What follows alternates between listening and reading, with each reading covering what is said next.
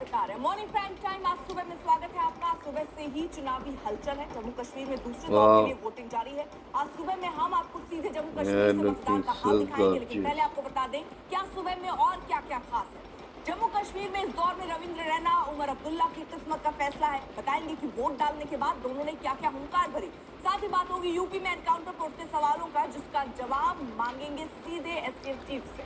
और ठीक आधे घंटे बाद देखिए इजरायली हमलों पर हमारी खास पेशकश।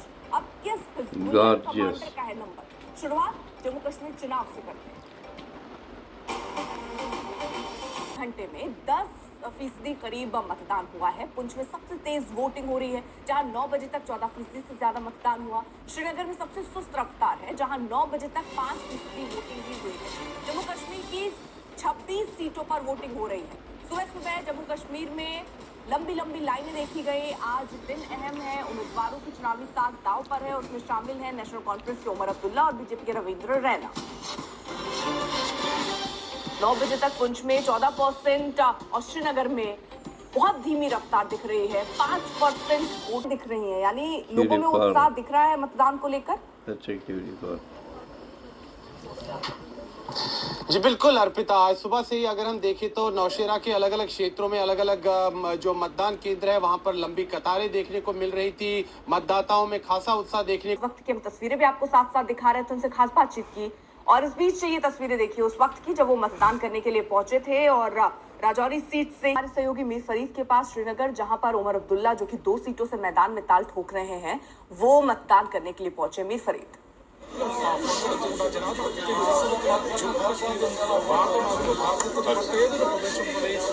जी, इस वक्त हम सोनवार में हैं। बर्नॉल स्कूल जो एक enthusiasm in political has been heartening.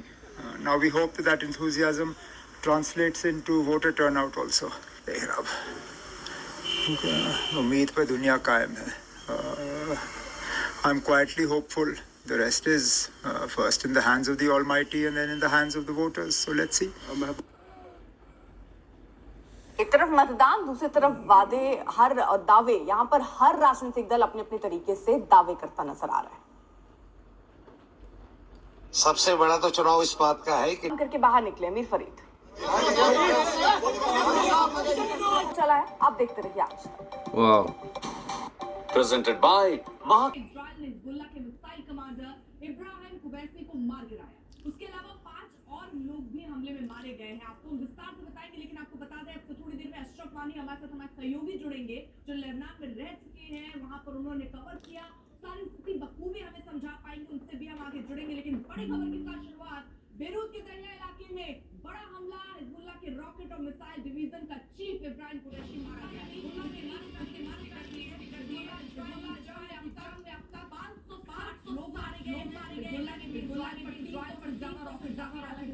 Israel में जान का नुकसान नहीं हुआ। जहां तक हिजबुल्लाह के मिसाइल चीफ कुबैसी की बात है, तो इजराइल को निशाना बनाने वाली मिसाइल और रॉकेट यूनिट का चीफ था। 1980 के दशक में हिजबुल्लाह में शामिल हुआ कुबैसी साल 2000 में 3 इजरायली सैनिकों को अगवा कर मार डालने का भी जिम्मेदार था।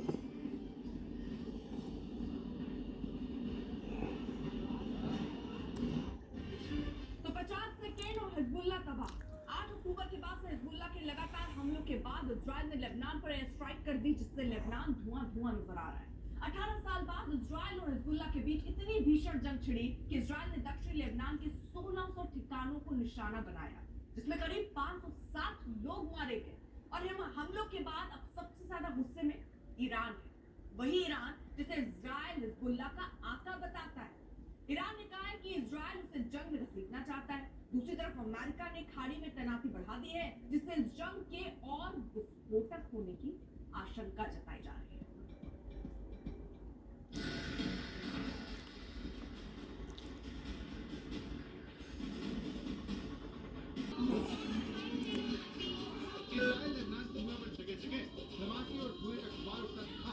ये तस्वीरें लेबनान के बेरूत की, जिसमें साफ कहा कि इजराइल के हमले के जद में लेबनान के रिहायशी इलाके भी आ चुके। कई घरों के शीशे टूटे दिखे तो कई इमारतों में आग लगी थी, वहीं कई गाड़ियों पर मलबा गिरा दिख रहा है। लेकिन इजराइल के पीएम बेंजामिन नेतन्याहू ने कहा कि हमारी Master. लड़ाई सिर्फ हिजबुल्लाह से है। इसीलिए जिन घरों में आतंकवादियों ने हथियार छिपाए Killed 40,000 people in Gaza. And the world applauds. The world is a piece of shit place, Arpita. I'm telling you. Hezbollah has been using you as human shields.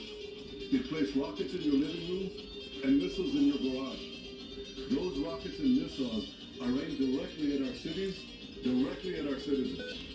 To defend our people against Hezbollah strikes, we must take out those weapons. Now, starting this morning, the IDF has warned you to get out of harm's way. I urge you, take this warning seriously. Go there, man.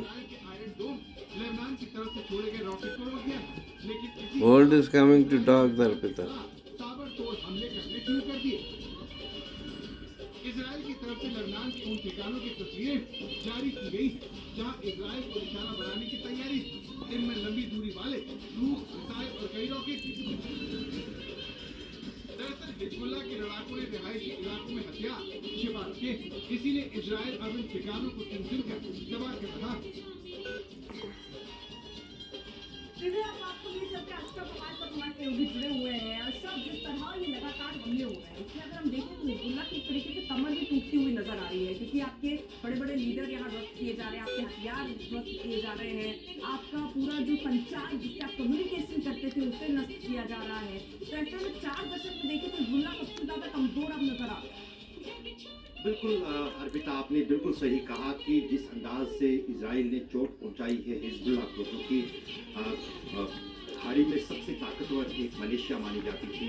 America के special forces जो हैं Islamic revolutionary guard, वो उनको प्रशिक्षण देते थे और पिछले 20 साल 2006 के बाद लगातार जब युद्ध हुआ था इजराइल और लेबनान के बीच में, उसके बाद बहुत बड़ी ताकत जो है हिजबुल्लाह बन गया था। न सिर्फ उसके मेंबर्स की तादाद बढ़ गई थी, बल्कि साथ ही साथ टेक्नोलॉजी जो है वो उन्होंने अपनानी शुरू कर दी थी, चाहे ड्रोन्स का इस्तेमाल हो इजराइल के खिलाफ, लॉन्ग रेंज मिसाइल्स का इस्तेमाल हो इजराइल के खिलाफ। लेकिन जो रणनीति यहाँ पर इजराइल ने अर्पिता, पहले एक कम्युनिकेशन नेटवर्क please, जो है पूरी तरह से अस्त व्यस्त कर दिया। you know, only you know what makes me happy. And it's not much, I ask. और फिर वाकी टाकीज के बाद अब एक दूसरे से हिजबुल्लाह के ना ही कमांडर संपर्क साध पा रहे हैं, Nobody else knows. हिजबुल्लाह के लिए। दूसरी बड़ी चोट जो हिजबुल्लाह के लिए है वो उनके 2 प्रमुख कमांडरों का असैसिनेशन है या उनकी हत्या।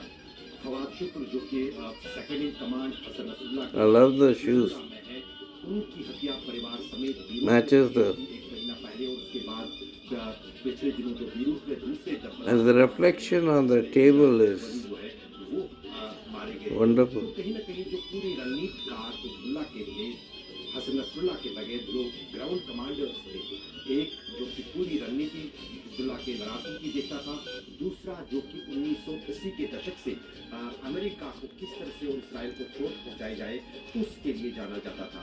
तो जाहिर है इसे काफ़ी जो है नुकसान पहुंचा है हिजबुल्लाह को। लेकिन दूसरी तरफ जो इसराइल